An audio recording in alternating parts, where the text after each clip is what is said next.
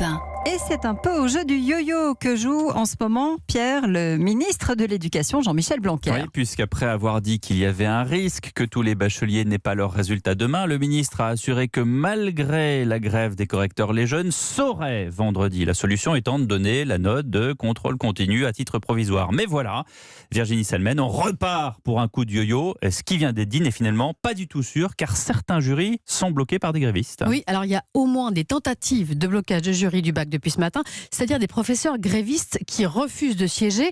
Alors combien? Dans plusieurs dizaines de jurys, nous disent les syndicats et collectifs de grévistes. Pour le ministère, c'est à peine une petite quinzaine sur des milliers de jurys partout en France.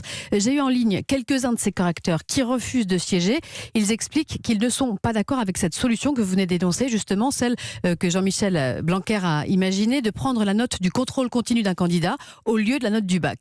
Pour eux, c'est une rupture d'égalité puisqu'on n'applique pas le même traitement à tous les candidats. Donc, les familles pourraient faire des recours, disent-ils. Faux, répond Bernard Tout-le-Monde, grand connaisseur de l'éducation nationale, inspecteur général honoraire, à qui je viens de passer un coup de fil. Pour lui, juridiquement, le grand principe qui prévaut, c'est que l'administration doit fonctionner, donc produire les résultats du bac. Donc s'il y avait des recours devant le Conseil d'État, par exemple, selon lui, les profs ou les familles seraient déboutés parce qu'il y a urgence à produire les résultats d'un examen national.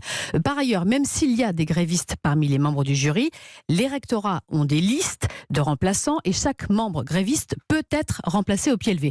Donc ce qu'on peut dire, c'est qu'il y a des blocages en ce moment, c'est certain, des AG qui se tiennent en marge des jurys, mais pas sûr, cette fois encore, que ces actions réussissent à bloquer la machine administrative de l'éducation nationale. Ben vous savez quoi, Virginie, vous allez retourner à votre bureau, vous allez retourner checker vos messages sur votre téléphone et j'imagine qu'il y aura évidemment un autre épisode à ce feuilleton qui décidément n'en finit pas. On le suit d'honneur. Merci Virginie Salmen, spécialiste éducation d'Europe 1.